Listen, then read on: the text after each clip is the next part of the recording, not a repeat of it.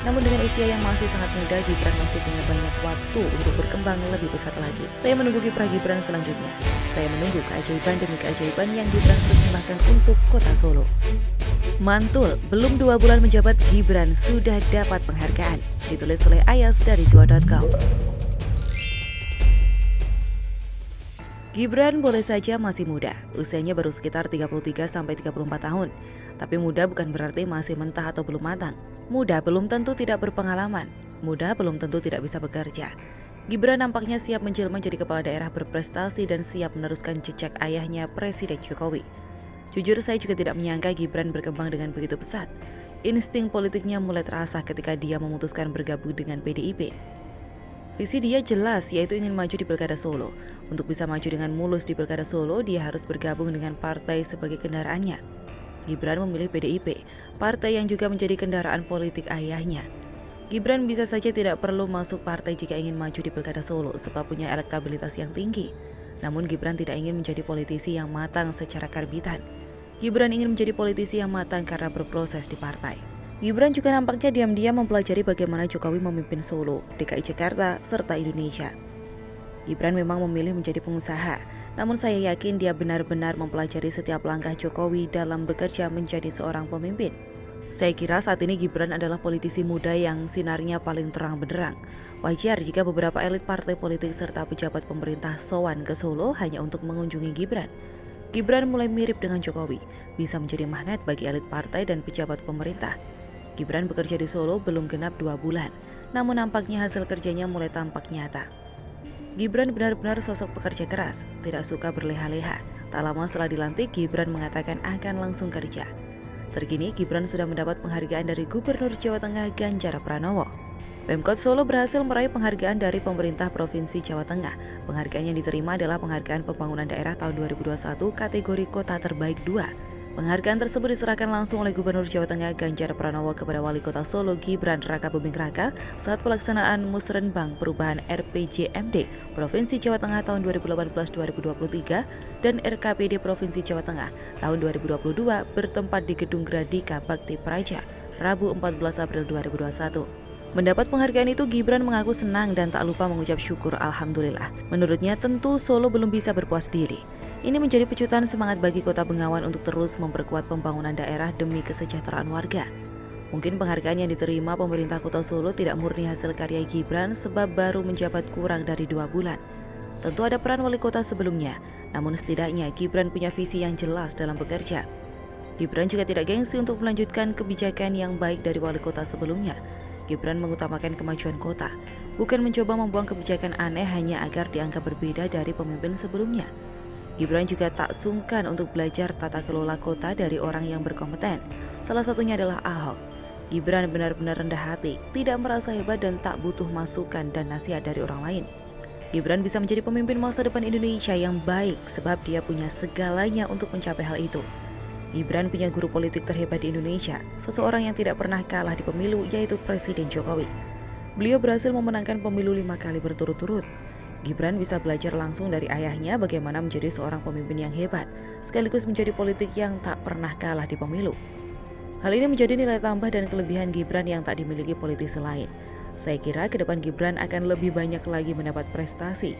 Saya melihat Gibran amat sangat mencintai kota Solo. Dia bekerja dengan hati karena begitu cintanya dengan masyarakat Solo. Gibran ingin Solo menjadi kota yang maju dengan masyarakat yang sejahtera. Memang tak mudah jalannya, namun dengan usia yang masih sangat muda, Gibran masih punya banyak waktu untuk berkembang lebih besar lagi. Saya menunggu kiprah Gibran selanjutnya. Saya menunggu keajaiban demi keajaiban yang Gibran persembahkan untuk kota Solo.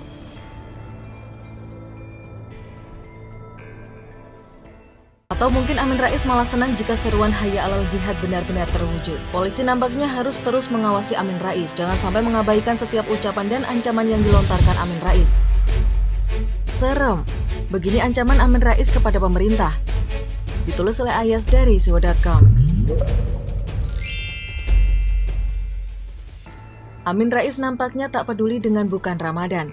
Bukannya memperbanyak ibadah, Amin Rais malah masih setia untuk menyerang pemerintah. Mungkin saking sibuk dan semangatnya menyerang pemerintah, Amin Rais lupa kalau saat ini sudah masuk bulan Ramadan.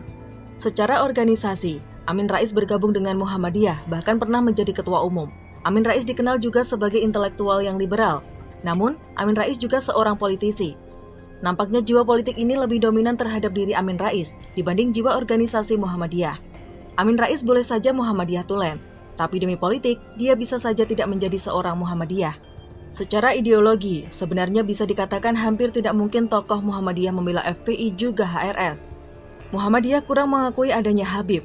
Bagi Muhammadiyah, semua umat Islam sama di hadapan Allah. Justru NU yang sangat memuliakan Habib. Makanya aneh sekali seorang Amin Rais mau membela Habib. Kalau bukan karena politik, hal itu sepertinya mustahil. Secara organisasi, Amaliyah Muhammadiyah cenderung bertolak belakang dengan FPI. FPI justru lebih mirip dengan NU secara amaliyah. NU dan FPI sama-sama suka ziarah, maulid, tahlilan, selamatan, sedangkan Muhammadiyah cenderung menolak amalan itu. Maka aneh ketika Amin Rais membela FPI dan HRS. Sulit dicari titik temunya kecuali memang karena politik. Apalagi Amin Rais terkenal dengan tokoh Muhammadiyah yang liberal. Amin Rais memanfaatkan betul apa yang menimpa HRS dan FPI untuk menyerang pemerintah, khususnya Presiden Jokowi.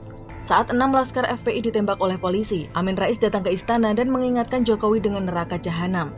Kali ini ketika HRS sedang diproses hukum, Amin Rais menemukan celah untuk terus-menerus menyerang dan mengancam pemerintah. Amin Rais berkomentar keras terkait perlakuan pemerintah terhadap HRS. Amin Rais mengaku khawatir amarah rakyat akan tersulut jika pemerintah masih memperlakukan HRS secara diskriminatif. Pernyataan Amin Rais ini terlontar usai ia menyaksikan persidangan HRS di Bareskrim Polri secara virtual. Dia menilai, sosok yang kerap menyuarakan revolusi akhlak itu mendapat perlakuan tak pantas dan terkesan didiskriminasi. Apa kita harus seperti ini terus?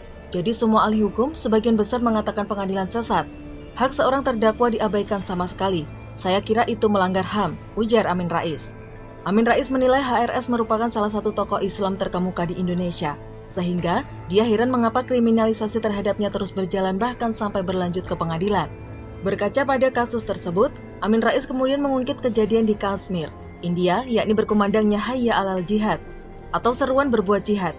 Dia mengancam, seandainya perlakuan tak baik terus ditujukan untuk HRS, maka jangan menyesal jika seruan yang sama dikumandangkan juga di Indonesia. Amin memastikan, saat seruan tersebut dikumandangkan, maka semangat kaum muslimin seketika terbakar. Mereka bakal mengorbankan segalanya, dari harta hingga nyawa. Lantas, sekali lagi, jangan sampai hal yang sama terjadi juga di Indonesia.